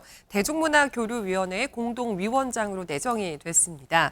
이번에 신설되는 조직인데요. 지금 한국 문화에 대해서 세계적으로 관심이 높은 상황이다 보니까 이제 이럴 때 음악이나 드라마, 영화 등등 대중문화 확산에 필요한 민관 협력 체계를 구축하기 위해서 만들어진 조직이라고 하고요. 예. 박진영 씨는 최휘영 문화체육관광부 장관과 함께 공동위원장으로서 이제 문화교류 전략 수립 등의 업무를 맡게 될 예정이라고 합니다. 예, 정부 일을 해야 되는 거니까 공직이라고 볼 수가 있는데 이게 공직이 좀 부담스러울 수도 있었는데 어쨌거나 박진영 씨가 이걸 수락한 거죠. 맞습니다. 사실은 이제 입장문을 보더라도 얼마나 좀 부담스러웠는지가 좀 느껴집니다. 정부 일을 맡는다라는 것이 이 엔터테인먼트 업계 종사자로서 굉장히 부담이었던 것은 사실이지만 본인이 누구보다 현장에서 오래 일해왔던 사람이고 어떤 제도적 지원이 필요한지에 대해서 잘 알고 있기 때문에 그런 부분들을 잘 정리해서 실효적인 지원이 갈 수 있도록 내 역할을 찾을 수 있겠다라고 생각했다고 전했고요. 그리고 본인이 가장 원하는 것은 K-팝이 정말 전 세계적으로 사랑받는 것을 내가 가장 원하는 것이다 라고 하면서 이 K-팝이 한 단계 더 도약해서 우리 문화를 잘 알릴 수 있도록 본인이 기여를 하겠다라는 입장을 밝혔습니다. 예, 뭐 실제로도 박진영 씨가 수많은 아이돌 스타로 만든 프로듀서였고 그 전에는 아주 유명한 가수였고요. 맞습니다. 어떤 노래로 박진영 씨를 기억하느냐는 세대별로 다를 수 있겠지만 우리나라 사람이라고 한다면 박진영 씨 노래를 한 곡도 모르는 사람은 적어도 없을 것 같다는 생각이 드는데요. 박진영 씨는 94년도에 날 떠나지 마라는 곡을 들고 솔로 가수로 데뷔를 했습니다.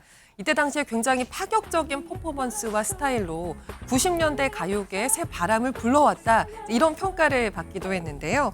이후에도 허니라든지 그녀는 예뻤다라든지 굉장히 많은 히트곡을 배출을 했고요. 노래와 춤 다 되는 남자 솔로 가수로 굉장히 입지를 다져왔습니다.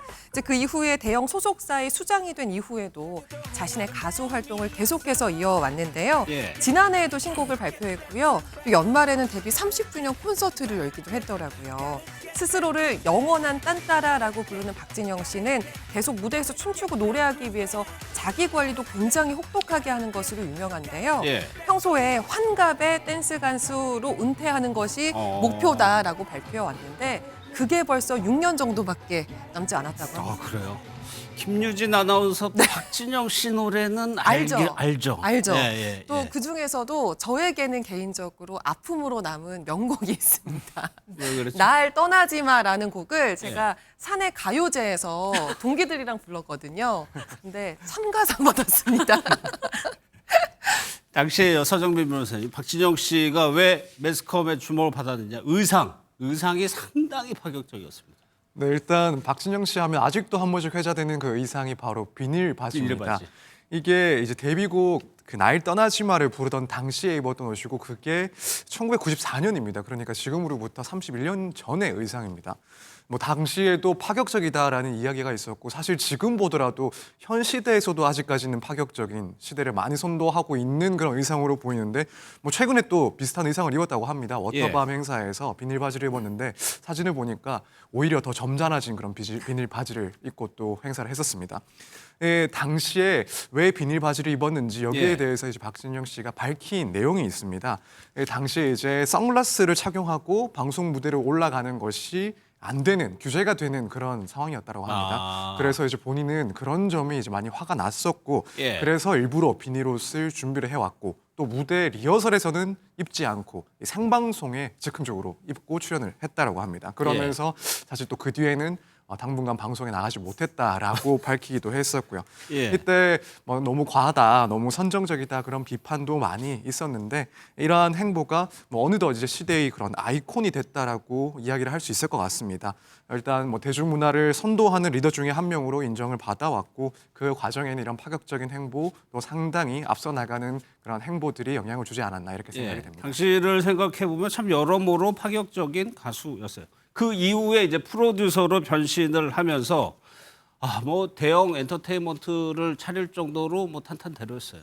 그렇죠. 3대 엔터테인먼트 회사에 들 정도로 이제 굉장히 큰 엔터테인먼트 회사로 이제 성장을 시켰습니다. 뭐 G.O.D부터 B, 원더걸스, 2PM, 트와이스를 배출해낸 프로듀서다, 성공한 프로듀서다라고 정의를 할 수 있겠고요. 그리고 2009년에는 내가 미국에서 꼭 가수를 한번 무대에 올려보고 싶다라는 큰 꿈을 가지고 원더걸스와 함께 또 미국도 간 적이 있습니다. 그래서 국내 최초로 빌보드 싱글 차트 핫백에 이 노바디라는 곡을 올린 적이 있어요. 지금은 사실 우리나라 케이팝 문화가 정말 전 세계적으로 사랑받지만 이때는 굉장한 일이었거든요. 또 한국 최초였습니다. 그래서 케이팝 문화를 이렇게 전 세계적으로 성공시킬 수 있는 희망을 그때 좀 맛봤다라는 또 의견도 많습니다. 근데 서 변호사님, 이 박진영 씨가 정부 일을 맡은 적이 과거 자료를 보니까 이번이 처음이 아니었더라고요. 네, 그렇습니다. 박진영 씨가 꽤 오래 전부터 이런 대중문화의 발전에 대해서 고민을 했기 때문에 나란 일도 사실 맡은 적이 있었던 것으로 보입니다. 이제 2008년 1월경에 박진영 씨가 당시에 당선인 신분이었던 이명박 전 대통령을 만나서 몇 가지 생각을 이제 밝힙니다. 그러면서 3가지 규제만 풀어주면 일을 더 열심히 할 수 있을 것 같다라고 이야기를 하면서 방송계의 그런 표현의 자유 규제라든가 콘텐츠 수출 규제 또 저작권 관련 규제들을 완화할 필요가 있다라는 이야기를 하게 됐습니다. 그러면서 그동안 우리나라의 것들 잘 만들어 왔지만 이것만으로는 부족하다. 앞으로는 우리나라에서 외국 가수를 키우고 또 외국 드라마를 잘 만들어서 이것도 팔 수가 있어야 된다라는 입장. 그러니까 이제 지금 와서 생각해 보면 현재 이제 K 문화들이 흘러가고 있는 또 방향을 잡고 있는 그런 이야기를 먼저 이미 생각을 해왔던 것으로 보여집니다. 그래서 이제 2008년 결국 이명박 정부가 들어서고 당시 이제 중장기 국가 비전을 기획하는 대통령 직속 미래기억위원회가 설립이 됐는데 여기서 이제 박진영 씨가 또 민간 위원으로 위촉돼서 활동을 하게 됐었습니다. 저희가 장관급이라고 표현을 하지만 실제 과거 보면 문화예술인들이 실제 장관 된 경우도 있었어요. 맞습니다. 대표적으로 노무현 정부에서 초대 문화관광부 장관을 지냈던 이창동 감독 이야기를 할 수가 있는데요. 이창동 감독은 대표작으로 뭐 초록물고기나 박하사탕, 또 오아시스란 작품은 특히 베니스 영화제에서 감독상을 수상하기도 했는데요. 그런 이창동 감독 감독이 2003년도에 이 장관으로 취임해서 1년 4개월간 문화행정가로서의 면모를 보여주기도 했었습니다. 특히 당시 화제가 됐던 게 취임 첫날에 운전기사 없이 직접 자신의 차를 몰고 출근하는 모습이 그렇죠, 화제가 기억나네요. 됐던 게 기억이 납니다. 예. 배우분들은 더 많았던 것 같아요. 맞습니다. 가장 최근에 장관을 지냈고 또 2번이나 문화체육관광부 장관을 역임했던 배우 유인촌 씨 이야기를 그렇죠. 빼놓을 수가 없을 것 예. 같아요. 유인촌 씨는 전 국민이 다 아는 드라마 이 전원일기로 정말 국민 배우 반열에 올랐는데요. 그 이후에는 이명박 정부 또 이 윤석열 정부에서 문체부 장관으로 재임을 하게 되면서 역대 최장기간 재임한 문체부 장관이란 기록을 쓰기도 했습니다. 또 서편제 주연 배우로 유명한 김명곤 씨 역시 노무현 정부 시절에 문화관광부 장관을 지냈는데요. 이후에는 다시 본업으로 돌아와서 여러 작품에 출연을 하면서 최근까지도 꾸준한 연기 활동을 이어오고 있습니다. 예. 다음 소식은요. 무려 61년 전 자신을 성폭행하려던 남성의 혀를 깨물었다가 유죄 판정을 받았던 최말자 씨.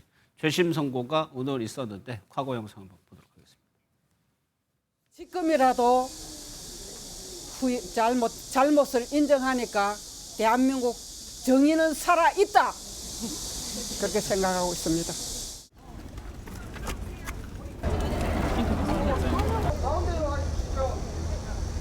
최말자는 무죄를 받았다.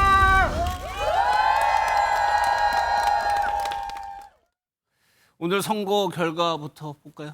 예. 네, 성폭행을 시도한 남성의 혀를 깨물어서 상해를 입힌 혐의로 징역형의 집행유예가 확정이 됐던 최말자 씨에 대한 재심 공판이 오늘 열렸습니다. 부산지법은 최말자 씨에게 무죄를 선고를 했는데요. 64년도에 해당 사건이 발생한 지 무려 61년 만의 일입니다. 법원은 최 씨의 행위는 정당방위였다라고 판결을 했는데요. 예. 영상으로도 보셨지만 무죄를 선고받은 최 씨는 굉장히 기뻐하는 모습을 볼 수가 그렇겠죠. 있었습니다. 네, 양재민 변호사님, 법정에서 검찰이 피고인에게 고개를 숙이는 일 흔치 않죠.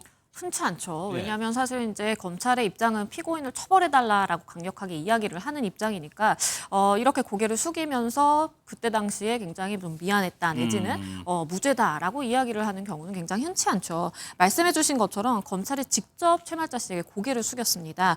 피해자를 범죄로부터 보호를 해야 됐지만 검찰이 당시에는 그러지 못했다라면서 이렇게 직접 고개를 숙여서 진심 어린 사과를 전하기도 했고요. 예. 이미 검찰에서 이 재심 결심 공판에서 무죄를 구형을 했기 때문에 그렇죠. 사실 법원의 판단이 이렇게 나올 것은 어느 정도 예견이 됐던 부분이 있었고요. 61년 만에 무죄를 인정받았기 때문에 저렇게 감격스러운 감정을 밝히기도 했습니다. 예. 서준 변호사님, 61년 전의 사건을 다시 한번 좀 복기를 해봐야 될 것 같아요. 어떤 사건? 네, 1964년에 있었던 일입니다. 당시에 18살이었던 최말자 씨는 자기 집에서 친구들과 놀고 있었는데 예. 이웃 마을에 살던 노모 씨, 21살 노모 씨가 이 집으로 찾아옵니다. 그리고는 할 말이 있다면서 계속 만남을 요구했었고 여기에 최 씨가 만날 필요가 없다라며 거절을 했지만 끈질기게 버텼다고 합니다.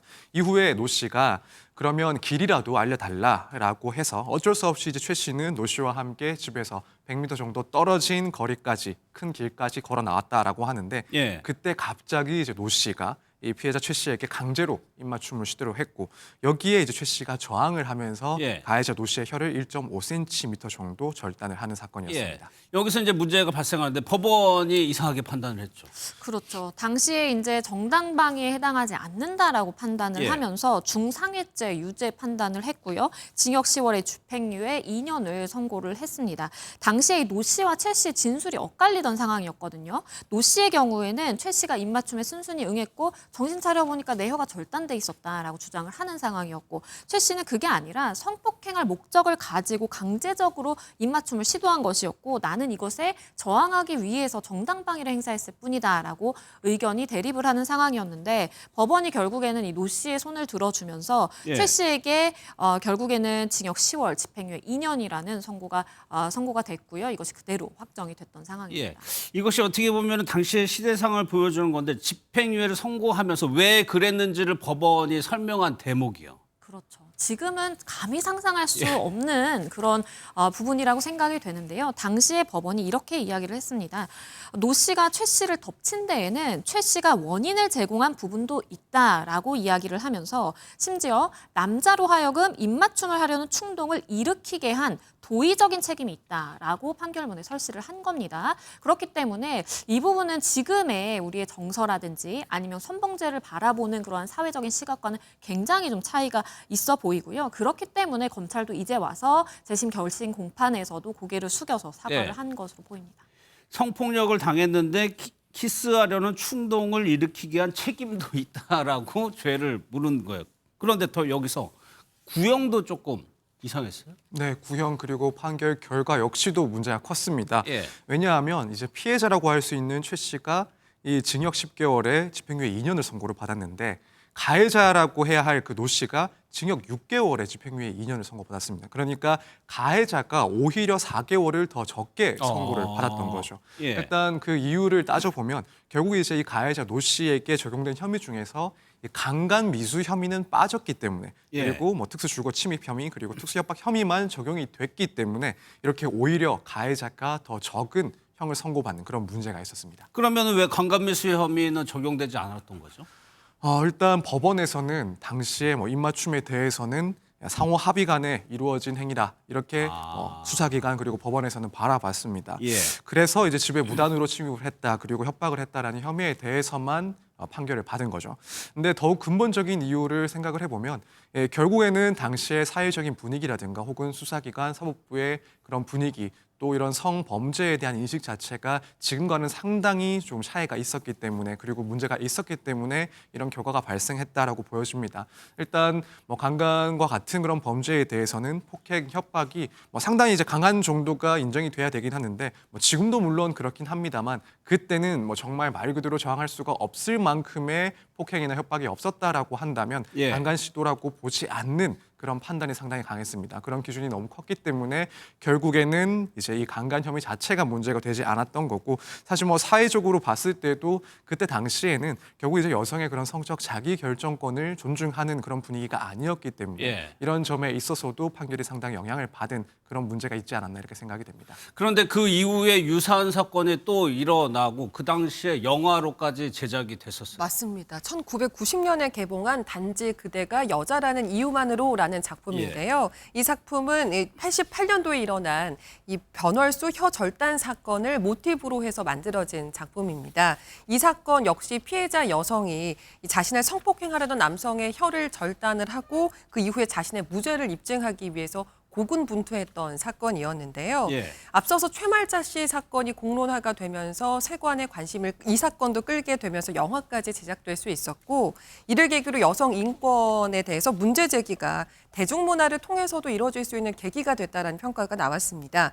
특히나 이 최 씨 사건의 경우에는 정당방위가 인정되지 않은 대표적인 사례로 형법학 교과서에 실리기도 했는데요. 이번에 재심이 나왔으니까 이 부분도 개정이 되게 되겠네요. 다행히 무죄로 마무리가 됐습니다. 다음 사건은 이번에도 음주운전 사고인데 이번에는 이 경찰관이 부상을 입었다고 하는데 언제요? 음주운전 차량에 경찰관이 부상을 당한 거예요? 맞습니다. 이게 지난 7월 말에 충남 아산에서 있었던 일인데요. 옆차 운전자가 음주운전을 한 것 같다라는 신고를 받고 경찰이 출동을 하게 됩니다. 이제 그렇게 출동을 해서 이 차량을 추적을 해서 결국은 어떤 차인지 특정을 하게 됐어요. 그렇게 해서 이 차 운전자에게 차를 세우라고 명령을 했는데 그 명령에 따랐다면 오늘 이 영상을 보여드릴 일이 없었겠죠. 하지만 운전자는 차를 몰고 도주를 했고 결국 경찰관들이 그럼에도 불구하고 다가가서 이렇게 체포 직전까지 가는 것 같은 모습을 볼 수 있었습니다. 그런데 이때 운전자가요. 차 옆으로 다가간 경찰을 매달고 이후에 400m가량을 더 도주하는 일이 벌어졌습니다. 지금 경찰을 매달고 지금 도로를 질주하는 자동차 모습이 있는데 400m를 달린 겁니다. 경찰관을 매달고 400m를 간 거죠? 맞습니다. 저렇게 매달린 상태로 400m를 질주를 했습니다.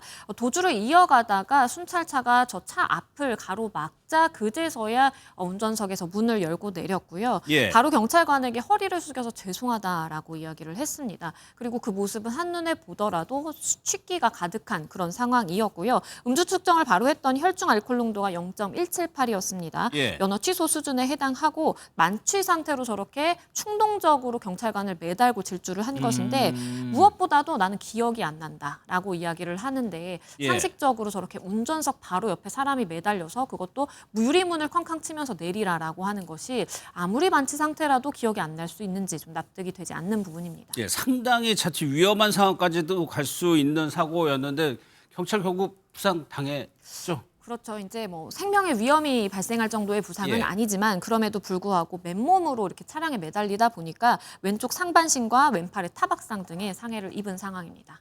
예, 저런 장면을 볼 때마다 위험하기도 하고 참 공권력이 무시당한 듯한 느낌도 들고요. 맞습니다. 더 큰 걱정은 이게 공무집행에 굉장히 슈퍼맨처럼 나서는 경찰들이 사실은 슈퍼맨은 아니잖아요. 그렇죠. 저런 일을 하다 크게 다칠 수 있다는 걱정이 앞서는데 예. 이번 경우에는 음주운전 현행범을 놓치지 않은 것도 다행이지만 경찰관이 끝까지 포기하지 않고 추적을 했는데 그럼에도 불구하고 크게 다치지 않았다는 점이 무엇보다 천만다행인 상황인 것 같습니다. 예. 누리꾼들은 살인 미수 혐의도 적용을 해야 한다.